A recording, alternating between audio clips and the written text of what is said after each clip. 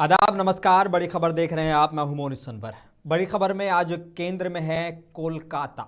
बता दें कि एक बड़ा सियासी संदेश आया है कोलकाता से, और बड़ा सियासी संदेश जो कोलकाता से आया है उसमें आज अमित शाह वहां पहुंचे हैं। अमित शाह ने कहा है कि बंगाल से घुसपैठ खत्म करेंगे, चुन चुन कर बाहर निकालेंगे। आरोप सीधे ममता बनर्जी सरकार पर कि घुसपैठ रोकी नहीं जा रही है। सरकार बनाम विपक्ष का भी ये मामला हो गया है। बहस 3 परतों में है। पहली, राष्ट्रीय सुरक्षा; दूसरी, सीमा फेंसिंग और बीएसएफ की भूमिका; मानवाधिकार और संवैधानिक प्रक्रिया; पहचान कैसे, कार्रवाई कैसे; और तीसरा, राजनीति 2026 चुनाव से पहले बयानबाजी या ठोस रोड मैप। आज सवाल यही है, क्या ये नीतिगत समाधान की शुरुआत है या चुनावी नैरेटिव का तेज दौर। मैं आज चर्चा करूंगा। 2 खास मेहमान मेरे साथ जुड़ेंगे, लेकिन सबसे पहले आपको दिखाते हैं कि अमित शाह जब बंगाल पहुंचे तो किस तरह से उन्होंने टीएमसी पर निशाना साधा। क्या वो कह रहे हैं, आपको सुनवाते हैं, उसके बाद फिर चर्चा करेंगे। बीएसएफ को भूमि देनी पड़ेगी फेंसिंग के लिए भारत सरकार को। मेरे स्तर पर मैंने 7 पत्र लिखे ममता बनर्जी को। ये 6 साल के अंदर 3 बार गृह सचिव यहां आकर मीटिंग कर कर गए चीफ सेक्रेटरी से। मैं पूछना चाहता हूं तृणमूल कांग्रेस की सरकार को, जमीन देने में क्या डर है? कि आपकी कोई रिस्पॉन्सिबिलिटी नहीं है, या आप घुसपैठ होने देना चाहते हो? और फिर भी नदी नाले जंगल कहीं से कोई घुसपैठिया आ जाता है, कहां आता है? सबसे पहले गांव के थाने और पटवारी के बगैर कोई रह सकता है? इसके डॉक्यूमेंट कौन बना रहा है? बंगाल सरकार बना रही है। देश भर से जो घुसपैठिए पकड़े जा रहे हैं, इनके पास से बंगाल के डॉक्यूमेंट, फर्जी डॉक्यूमेंट पकड़े जाते हैं। उन्होंने घुसपैठियों को अपनी वोट बैंक मजबूत करने के लिए राज्य सरकार की नीति के रूप में स्वीकार कर लिया है। इसलिए मैं कहता हूं कि तृणमूल कांग्रेस घुसपैठ नहीं रोक सकती। बंगाल की डेमोग्राफी खतरनाक तरीके से बदल रही है और आने वाला समय बहुत चिंताजनक। तो अमित शाह को सुन रहे थे आप। केंद्रीय गृह मंत्री साफ तौर पर आरोप कि हमने ममता बनर्जी सरकार को कई पत्र लिखे, लेकिन ममता बनर्जी सरकार ज़मीन देने के लिए तैयार ही नहीं है। और अगर वो नदी नालों से कोई बंगाली आता है, बांग्लादेश का रहने वाला, तो सबसे पहले कहाँ एंट्री करता है? किसी न किसी गांव में, वेस्ट बंगाल के। और वो वेस्ट बंगाल के जो गांव हैं, वहाँ पर पुलिस पर किसका राज है? यानी कि पश्चिम बंगाल सरकार का। और सीधे तौर पर पटवारी, और उन्होंने कहा कि पुलिस का जिक्र किया, कह रहे हैं कि और इनके फर्जी डॉक्यूमेंट कौन बना रहा है? यानी कि बंगाल में जो लोग हैं वो उनको मदद कर रहे हैं। ये सारी चीज़ें आज चर्चा करेंगे। मेरे साथ कुशाल पांडे हैं, भाजपा प्रवक्ता। कुशाल जी, आपका बहुत बहुत इस्तकबाल है। बहुत शुक्रिया अपना कीमती वक्त देने के लिए। कुशाल जी, जिस तरीके से आपने अमित शाह को सुना, मैं भी सुन रहा था, और आज का दौरा अमित शाह का बड़ा ख़ास है, क्योंकि अभी 2026 की शुरुआत होने वाली है। हम बिल्कुल ईयर एंड पे एक तरीके से बात कर रहे हैं। असम में चुनाव हैं, तमिलनाडु में चुनाव हैं, वेस्ट बंगाल में चुनाव हैं, 4 राज्यों में लगभग ये चुनाव हैं। तो ये सारी चीज़ें जब चल रही हैं, और जब हम देख रहे हैं कि अमित शाह ने एक तरीके से वेस्ट बंगाल जो चुनाव है उसका बिगुल फूंक दिया है, और आज वो बड़े जमकर बरसे। आपकी सरकार कह रही है कि घुसपैठ राष्ट्रीय सुरक्षा का मामला है। तो टाइमलाइन और एक्शन प्लान अब क्या है इसको लेकर? क्योंकि हमने देखा कि जो गृह मंत्री हैं उन्होंने कई सारी चीज़ों का जिक्र किया आज अपनी प्रेस वार्ता में, और खासकर कहा उन्होंने कि बीएसएफ को ज़मीन देने के लिए तैयार नहीं है। क्या यही एक मुद्दा है या वाकई कुछ और भी है? देखिए, मैं बताना चाहूंगा कि जिस तरह से हमारे देश के यशस्वी गृह मंत्री जी ने कहा है कि बीएसएफ को जमीन नहीं दिया जा रहा है। इससे पहले भी आपके प्रवक्ता आपके चैनल पे बैठे थे, तो एक 500 कुछ एकड़ जमीनें केंद्र सरकार मांग रही है बीएसएफ के लिए। लेकिन आपके टीएमसी के प्रवक्ता बैठे तो कह रहे हैं कि हमारा प्रोसेस चल रहा है। तो ये प्रोसेस कब तक चलता रहेगा, और ये प्रोसेस इतना दिन तक क्यों चलेगा?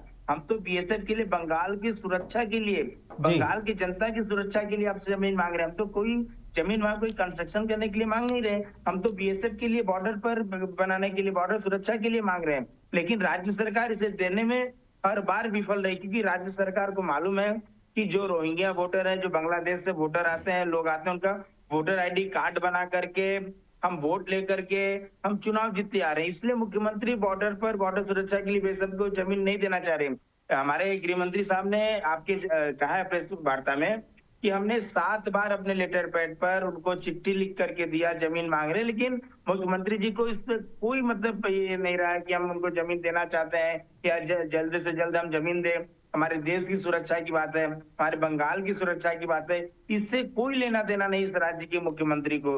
और आप जहां तक जानते हैं कि आपने एक शब्द का थोड़ा सा कचार क्यों, आपने कहा कि बंगाली आ रहे हैं, बंगाली को रोका जा रहा है। बंगाली को नहीं रोका जा रहा है सर, बांग्लादेशियों को रोका जा रहा है, रोहिंग्या को रोका जा रहा है। रोहिंग्या के हमारे देश में जो घुसपैठी घुस रहे हैं उसको रोकने के लिए हम बीएसएफ के लिए बेसिकली उन्हीं का जिक्र था। बंगाल से आने वाले भी, बांग्लादेश से आने वाले भी वो बंगाली ही अपने आप को वो कहते हैं, उस लिहाज से मैंने उसको बोला था। लेकिन बिल्कुल ठीक है, अपने वेस्ट बंगाल को और उसको अलग रखते हैं थोड़ा सा, बांग्लादेश को, और बांग्लादेशी कहते हैं उनको। तो ये मामला अगर राष्ट्रीय सुरक्षा का है तो फिर तो राष्ट्र की बात होनी चाहिए, इसमें सिर्फ वेस्ट बंगाल नहीं है। क्योंकि अगर वो बांग्लादेश से आते हैं और बंगाल में हमारे आते हैं, जब वो बंगाल में हमारे आएंगे तो जाहिर सी बात है देश के अलग अलग हिस्सों में भी जाएंगे। और होता है ज़्यादातर देश के कई हिस्सों में जो हैं वो रोहिंग्या रह रहे हैं, वेस्ट बंगाल मतलब बांग्लादेश से आए हुए लोग रह रहे हैं, और कई लोगों के पास फर्जी डॉक्यूमेंट मिले हैं, इसमें कोई शक नहीं है। लेकिन कहीं ना कहीं आपकी भी तो जिम्मेदारी बनती है ना एज ए केंद्र। देखिए, रास्ता तो बंगाल से ही जा रहा है ना सर, रास्ता तो बंगाल से गुजर रहा है। बांग्लादेशी जो घुसपैठिया घुस रहे बंगाल में घुस रहे हैं। और ये सिर्फ गृह मंत्री जी का नहीं, मैं अपना पर्सनल आपको बता रहा हूँ कि अगर मैं कभी दिल्ली गया, अगर यूपी गया, अगर वहां में मतलब बांग्लादेशी मिले हैं तो उनसे पहले पूछा, बोले उनके पास में बंगाल का मतलब डॉक्यूमेंट रहे उनके पास में, चाहे बंगाल का वोटर कार्ड हो गया बंगाल से, और डॉक्यूमेंट मैंने चेक किया कई बार, तो उनका डॉक्यूमेंट मिला है बंगाल का। तो रास्ता बंगाल से ही होकर के आ रहा है। बंगाल से घुसते बंगाल में जाली डॉक्यूमेंट बना करके देश के अन्य राज्यों में जाकर के कोई मिस्त्री का काम कर रहा है, कोई इलेक्ट्रिक मिस्त्री का काम कर रहा है, मतलब हर तरह का, कोई पंचर बनाने का काम करे। इस प्रकार का काम हर जगह पूरे भारत के विभिन्न शहरों में भी मिलेंगे आपको। लेकिन रास्ता में हर बार कहूंगा कि रास्ता बंगाल से ही आता है, बंगाल से ही होकर के पूरे देश में गुजरते हैं। ये बड़ा सवाल है और इस पे वाकई चर्चा होनी चाहिए। लेकिन एक मसला जो है, बीएसएफ जो है वो केंद्र के अधीन है, तो सीमा प्रबंधन में केंद्र की जवाबदेही यहाँ पर कहाँ तय होती है? क्या सिर्फ मामला ज़मीन से जुड़ा हुआ है या वाकई, क्योंकि वहाँ पर चौकियाँ तो हैं ना बीएसएफ की, यकीनन और ज़मीन चाहिए चीज़ों को बेहतर करने के लिए, लेकिन चौकियाँ तो हैं अभी भी, और जितने देश की सरहदें हैं वो तो अभी भी आप ही के अंदर आती हैं। देखिए, आती हैं, लेकिन कुछ ऐसे जगह है जहाँ हमारे पास बीएसएफ को रहने का, ठहरने का जगह या बॉर्डर पे खड़े होने। अब दिन भर तो हमारे जो बीएसएफ, हमारे देश के जवान दिन भर तो खड़े नहीं रहेंगे ना सर, वो उनको भी थोड़ा सा आराम रेस्ट बैठने के लिए जगह चाहिए। वहां से ऊपर अगर हम बनाते हैं तो वहां से बॉर्डर के उस पार भी देखने के लिए चाहिए कि कुछ जो घुसपैठिया घुस रहे हैं वो हमारे तरफ किस प्रकार से आ रही, भी तो देखने के लिए हमें चाहिए ना। हम भी यही पूछना चाहते हैं कि अगर ऐसा है तो राज्य सरकार जमीन देने से क्यों कतरा रही है, क्यों नहीं जमीन दे रही है? जगह जगह रोहिंग्या को घर बसाने के लिए जमीन दे दिया जा रहा है। हमारे सॉल्ट लेक सेक्टर के साइड में आप देखिए, रोहिंग्या फुटपाथ पे घर बसा करके बैठे हुए हैं, उनको राज्य सरकार बैठने दे रहे, उनका घर बनाने दे रहे हैं। लेकिन जब केंद्र सरकार इस राज्य की सुरक्षा के लिए, देश की सुरक्षा के लिए जगह मांग रही है, तो राज्य सरकार, मुख्यमंत्री क्यों कतरा रही, क्यों उससे बचना चाहती है, वो क्यों नहीं देना चाहती जमीन? ये जवाब तो आपको उनसे भी लेना चाहिए ना कि आप बीएसएफ को जमीन क्यों नहीं दे रही हैं। नहीं, ठीक है, इतने सारे पत्र, और जब इस मामले को लेकर मतलब बाकायदा गृह मंत्रालय की तरफ से पत्र लिखे गए और गृह मंत्रालय के अधिकारी जो हैं वो राज्य सरकार के अधिकारियों से आके मिले, तो इस पर सारी चीज़ें होनी चाहिए। लेकिन जब ये सारी सिचुएशन है तो फेंसिंग और ज़मीन, राज्य से कोऑपरेशन फिर कैसे सुनिश्चित करेगा केंद्र?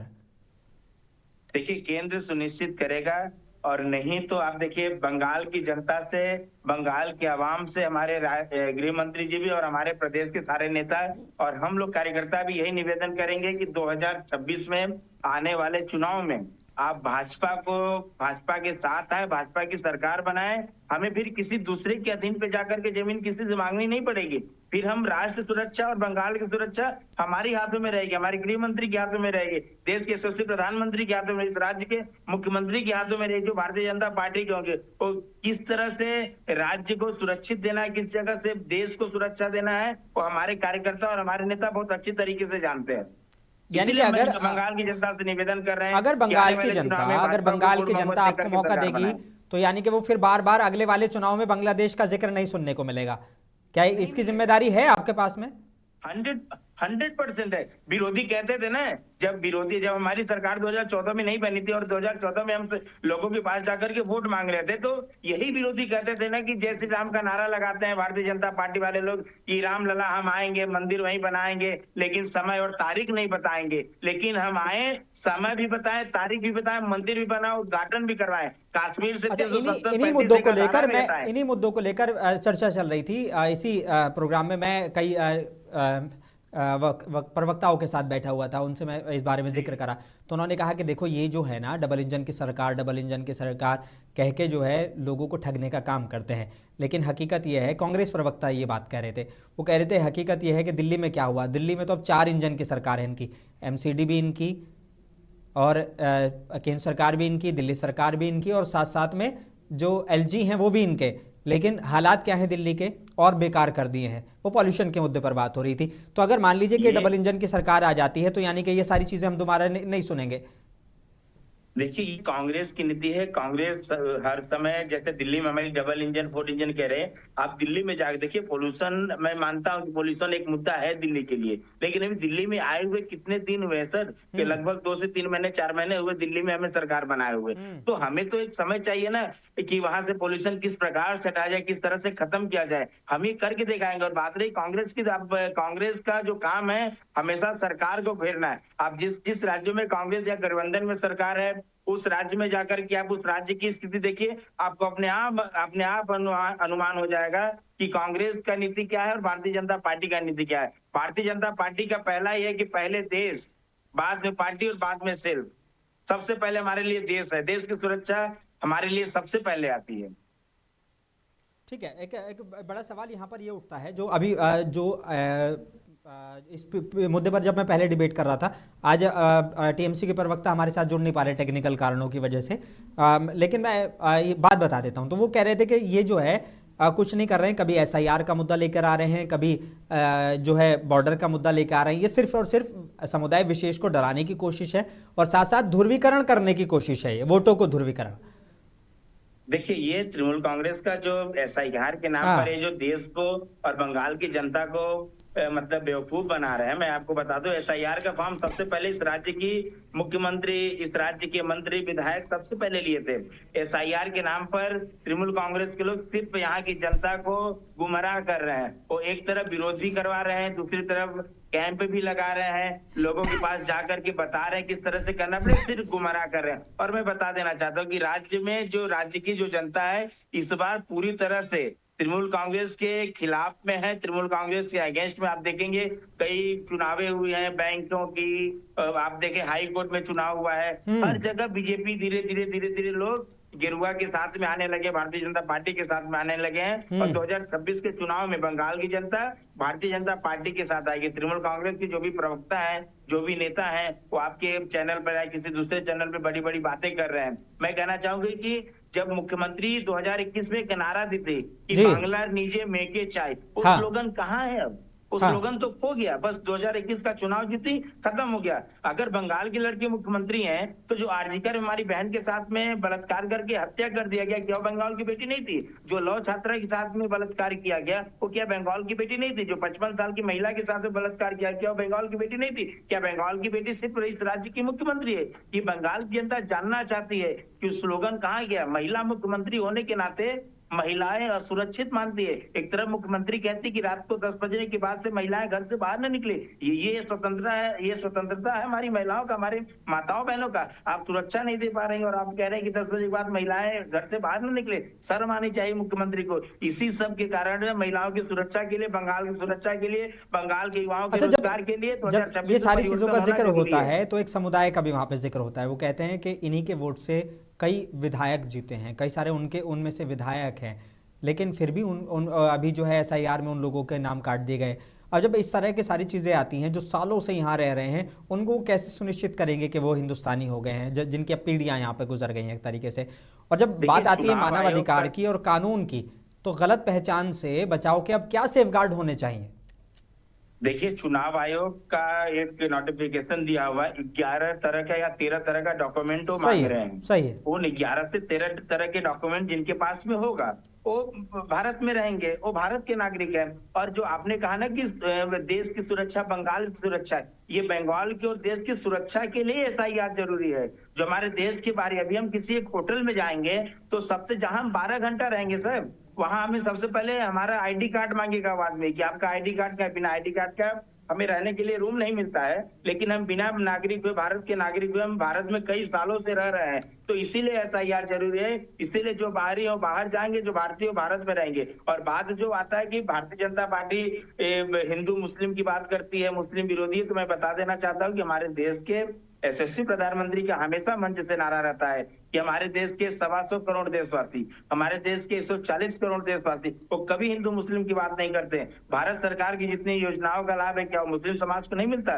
क्या वो क्रिश्चियन समाज को नहीं मिलता? क्या वो सिख समाज को नहीं मिलता? क्या उसमें कोई भी ऐसा, एक भी ऐसा, लेकिन ये कैसे सुनिश्चित करेंगे जब अगर सरकार आ जाती है, मान लीजिए आप चुनाव जीतने में कामयाब हो जाते हैं, मेट्रो वहां नहीं पहुंची, अभी आयुष्मान भारत की जो है योजनाएं सही से लागू नहीं होती, फंडिंग का मामला है, वो कहते हैं बार बार कि बंगाल का फंड रोक लेता है केंद्र, तो हम कहाँ से जो है विकास कराएंगे जब केंद्र हमारा फंड नहीं दे रहा। बार बार जीएसटी के पैसे रोकने का उन्होंने इल्ज़ाम आपके ऊपर लगाया।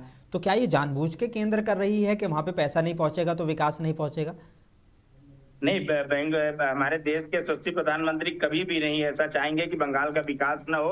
आप मेट्रो की बात कर रहे हैं, हाँ बिल्कुल, यही मैं कह रहा हूँ कि जब प्रधानमंत्री नहीं चाहेंगे, क्योंकि आज अमित शाह जी भी जिक्र कर रहे थे, वो कह रहे थे कि हमारी तो जनसंघ की स्थापना यहीं से हुई, उस धरती से हुई, कई महापुरुषों का उन्होंने जिक्र किया।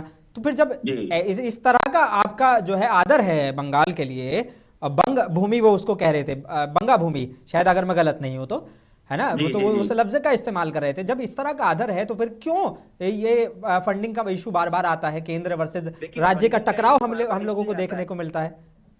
फंडिंग का इशू इसलिए बार बार आता है कि जब तक हम जो आपको पैसा दे रहे हैं, अगर आपसे हम पैसा का हिसाब मांग रहे हैं, पैसा का हिसाब नहीं दे रहे हैं, आप सिर्फ हमसे पैसा मांगे जा रहे हैं। हम मेट्रो के लिए अगर जमीन मांग रहे हैं, मेट्रो के लिए जमीन नहीं मिलता। आपको मालूम होना चाहिए, नितिन गडकरी जी बंगाल में आकर के राज्य सरकार से उन्होंने सीधा प्रेस कॉन्फ्रेंस किया था कि आप हमें जगह दीजिए, मैं रास्ता मैं बनाऊंगा, बढ़िया रास्ता मैं आपको दूंगा। लेकिन राज्य सरकार कभी भी केंद्र सरकार के साथ हाथ मिला करके इस राज्य का विकास नहीं करना चाहते, क्योंकि उन्हें मालूम है कि अगर केंद्र सरकार इस राज्य में विकास का काम करेगी तो इस राज्य की जनता को जो बेवकूफ बना करके अभी तक हम वोट लेते आ रहे हैं, इस राज्य की जनता भारतीय जनता पार्टी के साथ चली जाएगी, इस राज्य की जनता भारतीय जनता पार्टी को वोट देने लगेगी। इसलिए इस राज्य की आयुष्मान भारत का जो योजना है, इस राज्य में वंचित क्यों है? क्यों मुख्यमंत्री इसको अटकाती है? विश्वकर्मा योजना एक चला था बीच में, वो कह रहे हैं कि हमने बेहतरीन योजनाएं दे रखी हैं, केंद्र ने इतनी सारी लिमिटेशन लगा रखी है इन योजनाओं पे कि हम नहीं लागू करना चाहते। जब राज्य में उस तरह की बेहतरीन योजनाएं चल रही हैं तो हम नहीं लागू करना चाहते केंद्र की योजनाएं। यही दिल्ली में टकराव देखने को मिला था आम आदमी पार्टी की सरकार से आपका। वो भी कह रहे थे कि आपने क्या हेल्थ की योजनाएं दी हैं, उसमें जो है जिसके पास बाइक होगी उसको उस योजना का लाभ नहीं मिलेगा, जिसके पास फ्रिज होगा उसको नहीं मिलेगा। हमने तो सबको लिए बराबर की योजनाएं दी हैं। अगर वो सबको बराबर की योजना दिए थे तो दिल्ली की जनता ने नकार क्यों दी? ये सिर्फ योजना दिए थे, सेवा नहीं दे रहे थे, सिर्फ नाम दिए थे योजनाओं का, सेवा नहीं दे रहे थे। अगर सेवा दिए रहते तो दिल्ली से केजरीवाल की सरकार नहीं जाती। और ठीक उसी प्रकार से इस राज्य के मुख्यमंत्री, आप देखेंगे दुआरे दुआरे सरकार, उसमें भी घोटाला हुआ है। इसी तरह राज्य सरकार भी योजनाओं का नाम देती है, योजनाओं का लाभ नहीं मिलता। स्वास्थ्य साथी कार्ड, आप जाइए किसी अस्पताल में, वहां भी किसी न किसी अस्पताल को दिया गया कि सिर्फ स्वास्थ्य साथी कार्ड इसी अस्पताल में कार्ड लगेगा। अगर वो किसी दूसरे हॉस्पिटल में, बड़े अस्पतालों में जाएंगे तो वहां इस कार्ड को नहीं माना जा रहा है, इस कार्ड को यूज नहीं। लेकिन अगर हमारा जो प्रधानमंत्री का जो द्वारा दिया जा रहा है कार्ड, वो हमारा हर एक अस्पताल में लागू किया जाएगा। बंगाल की जनता से हम आपके चैनल के माध्यम से हाथ जोड़ करके निवेदन करेंगे कि एक मौका हमें दे, जो दूसरे राज्यों में विकास का काम हो रहा है वो विकास का काम इस पश्चिम बंगाल में भी होगा। इस पश्चिम बंगाल की जनता के लिए भारतीय जनता पार्टी और देश के यशस्वी प्रधानमंत्री नरेंद्र मोदी जी विकास का काम करना चाहते हैं। आरोप तो लगा देते हैं, लेकिन आपकी नजर में ऐसी कौन सी योजनाएं हैं जो बंगाल में अटकी हुई हैं बिकॉज ऑफ ममता बनर्जी सरकार? क्या ऐसा कोई डेटा है आपके पास जिसे आप कह सकें कि वाकई ममता बनर्जी की सरकार अगर नहीं होती तो ये चीजें बेहतर हो सकती थी वेस्ट बंगाल में? देखिए, और दूसरा सवाल कि 2026 से पहले ही ये सारे मामले बयान क्यों तेज हो रहे हैं? क्योंकि क्या अब चुनाव के मोड में आ गए हैं, तो यही एक रीजन है क्या? नहीं देखिए, चुनाव जो सामने है, चुनाव तो सामने 2026 में ही है। हाँ। लेकिन मैं बताना चाहता हूँ, विश्वकर्मा योजना करके एक प्रधानमंत्री द्वारा निकाला गया था कि हमारे जनता को जो व्यापार करना चाहते हैं 50,000 1 लाख रुपया उन्हें दिया जाएगा व्यापार करने के लिए। वो योजना भी इस राज्य की सरकार रोकी। मैं आपको बता दें, जो प्रधानमंत्री घर योजना जो था प्रधानमंत्री का, वो भी रोका गया बंगाल में, वो दिया गया। लेकिन दीदी अपना नाम चेंज करके जनता को दे रही थी, बंगाल के लोगों को दे रही थी नाम। क्यों भाई, आप योजना ले रहे हैं राज्य देश मतलब केंद्र सरकार की, और नाम चेंज करके आप अपना नाम चेंज करके दे रहे हैं। तो इसलिए बंगाल देश की मतलब हमारे भारत सरकार, राज्य सरकार को भाई हर राज्य में, देखिए मैं उत्तर प्रदेश की बात करूं तो उत्तर प्रदेश में मेट्रो उस वक्त बना था जब वहां पर अखिलेश यादव मुख्यमंत्री थे। वो तो केंद्र सरकार की किसी भी योजनाओं को रोकने का काम नहीं किए थे, जो केंद्र सरकार द्वारा योजना दी जा रही है वो लाभ पा रहे थे हमारे उत्तर प्रदेश के लोग। हमारे साथ टीएमसी के प्रवक्ता आखिर में जुड़े, लेकिन एक सवाल ले लेता हूं उनसे। एहतेशाम साहब, आज अमित शाह जो है वहां पर पहुंचे वेस्ट बंगाल में, और सीधे आरोप आपके ऊपर ये लगाया कि केंद्र की जितनी योजनाएं हैं आपने रोक दी, आप उनको जो है लागू नहीं करना चाहते। विकास की जितनी योजनाएं हैं जब आप लागू नहीं करेंगे तो वेस्ट बंगाल में विकास क्या होगा, पहला सवाल। दूसरा, उन्होंने साफ तौर पर बॉर्डर सुरक्षा को लेकर बात की। बोले लगभग 6 से 7 बार पत्र लिख चुके हैं गृह मंत्रालय के द्वारा हम, और वहाँ के कई मंत्री कह रहा हूँ, माफ़ी चाहूँगा, कई अधिकारी जो हैं वो राज्य सरकार के अधिकारियों से आकर मिल गए, लेकिन आप जो है ज़मीन देने के लिए तैयार नहीं हैं। तो क्या वहाँ से जो लोग आ रहे हैं उन्हें अपना वोटर समझ के ये सारी चीज़ें हो रही हैं, या वाकई राज्य सरकार ऐसा कर रही है, या ये सिर्फ केंद्र का एक इल्ज़ाम है? देखिए, मैं आपके चैनल के माध्यम से कहना चाहता हूँ, भारतीय जनता पार्टी एक ऐसी पार्टी है जो पश्चिम बंगाल को पिछले 10 साल से नजर रखे हुए है, लेकिन यहाँ की जनता ने कभी भी उनको एक्सेप्ट नहीं किया, इसलिए कि ये सेकुलर पार्टी नहीं है, ये हिंदू मुसलमान की राजनीति करते हैं। सबसे बड़ी बात है, मैं मुंसिफ टीवी के चैनल के माध्यम से कहता हूँ कि देखिए, जो देश स्वाधीन हुआ था, इसमें तमाम कम्युनिटी, तमाम जाति, तमाम वर्ग के लोगों ने आजाद दिलाने में अंग्रेजों को फराया था, लेकिन ये सिर्फ हिंदू करते हैं। आज लेकिन क्या वाकई पत्र लिखे गए जो जमीन के जो है राज्य सरकार उपलब्ध नहीं करा रही है केंद्र को? जब इतने सारे पत्र लिखे गए तो कहाँ अड़चन आ रही है? जो केंद्र के अंतर्गत बीएसएफ का जो आता है, ये केंद्र सरकार की जिम्मेदारी है। हमारी राज्य सरकार पत्र नहीं की बात सरकार समझ लिया कि कुछ किया जा रहा है। राज्य सरकार, आपकी आवाज़ मुझ तक नहीं पहुंच रही, कुछ शायद टेक्निकल इशू है, लेकिन बहुत शुक्रिया एहतेशाम साहब हमारे साथ जुड़ने के लिए। कुशाल जी, आपका भी बहुत बहुत शुक्रिया मेरे साथ जुड़ने के लिए। आपने उनका वक्तव्य सुना, मेरे पास वक्त की कमी है, मैं आपसे एक सवाल ज़रूर लेता, लेकिन बहुत बहुत शुक्रिया अपना कीमती वक्त देने के लिए। आज की बड़ी खबर बताती है कि सीमा सुरक्षा ज़रूरी है, लेकिन कानून, मानवीय गरिमा और संघीय सहयोग भी उतने ही ज़रूरी है। फैसले बयान से नहीं, नीति, पारदर्शिता और जवाबदेही से होंगे। मैं हूं मोनी सनवर, आप देख रहे थे मुंसिफ टीवी की बड़ी खबर। आदाब।